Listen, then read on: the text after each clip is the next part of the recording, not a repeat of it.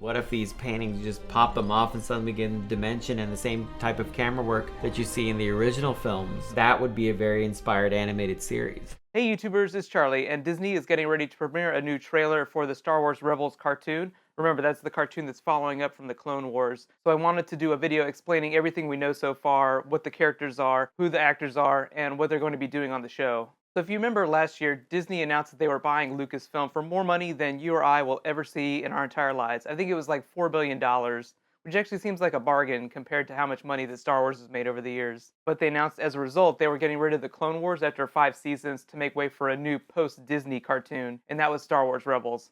So a lot of Clone Wars fans really hated the idea. A lot of people love the idea of a new Star Wars cartoon though, and they are keeping on the original team from the Clone Wars, or at least most of the people that worked on the Clone Wars, the creative people. So I think it will be really exciting to see, and they have released some concept art, which you can see here. But let's talk about what the show's all about. So the show is taking place in that 19-year gap between Revenge of the Sith and A New Hope, that 19-year period of the Dark Times. So there'll still be Jedi on the show, but the Empire will basically be hunting them down. Since it's the original team from the Clone Wars, I think the animation style will look a little bit like the Clone Wars, but obviously it's a totally different cartoon, so don't expect it to look exactly the same. But here's where we should get really, really excited. So here's the voice cast, and you may recognize some of these people. So first things first, Legend of Korra fans, this one's for you.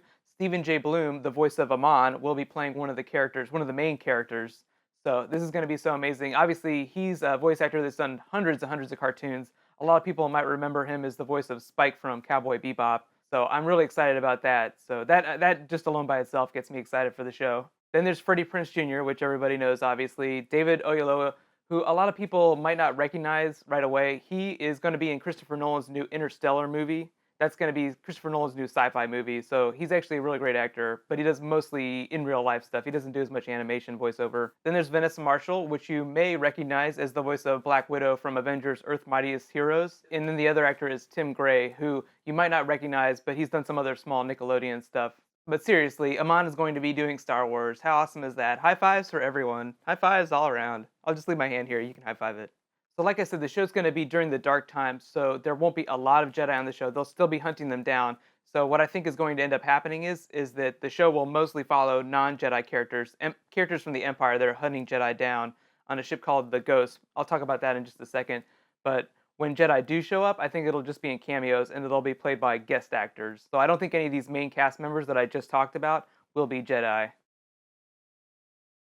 Let's take a quick poll though. Would you watch a show knowing full well that there would be no Jedi on it? Personally, I totally would. There's so many aspects of Star Wars and the mythology is so deep. You could do a show just about anything, just about bounty hunters, just about people in the Empire, just about rebels, just about Hutts. You could basically pick almost any alien species and do something based on them. But since this is Disney's first show after buying Star Wars and Lucasfilm, I think they're going to totally play it safe and we will see Jedi on the show periodically. I don't blame them. If I spent $4 billion on something, I'd want a couple sure bets too. Let's talk a little bit about what we do know about the show so far. We have seen some mock-ups of the ship, so we do have some basic concept art. It's a Corellian freighter, a modified Corellian freighter, just like the Falcon, and I kind of think that's the mental leap they want people to make, like, oh, it's the Millennium Falcon, but it's a different ship. But it does have some of the same features. It has the gun turret, it has a lounge, crew quarters. The cockpit, they said, is going to look a lot like a B-22 bomber. So here's some pictures of that. But I think it's going to be really exciting, and I'm excited to see the animation in the trailer they're going to release next week. So I think we're going to learn a little bit more about the actual characters. They haven't released too many details. We really only know who the voice actors are. We don't know exactly who the characters are going to be, other than they're going to be traveling on this ship, the Ghost. As opposed to the Clone Wars that delve really deep into Star Wars mythology and existing characters or pre-existing characters, I think that Star Wars Rebels is actually going to introduce a lot of new original characters. But like I said, Disney playing it safe. I think we'll see a lot of characters that we already know on the show, at least in cameos or referenced.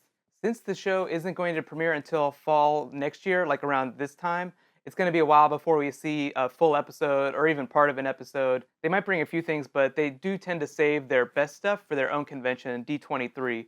So if we do get to see a full episode, and I think that they probably will screen the pilot episode next year at D23. Obviously, I went to D23 this past year. I'll go again next year. So don't worry, I'll do a full review, non-spoilery and spoilery for people who don't mind spoilers. But I'll be doing tons more Star Wars videos for Rebels and Episode 7. Be sure to subscribe to get them. Next week, remember, we have that trailer coming, so I'll do a video for that too whenever it comes out. But let me know what you want to know most about the show. Do you want to know mostly about the characters, mostly about the story, or mostly about the technical aspects like the ships they're going to be using and the technology? Obviously, this is that kind of that in between time, so they're not going to be swinging lightsabers around, but there should be a lot of really cool ships and planets they're going to visit.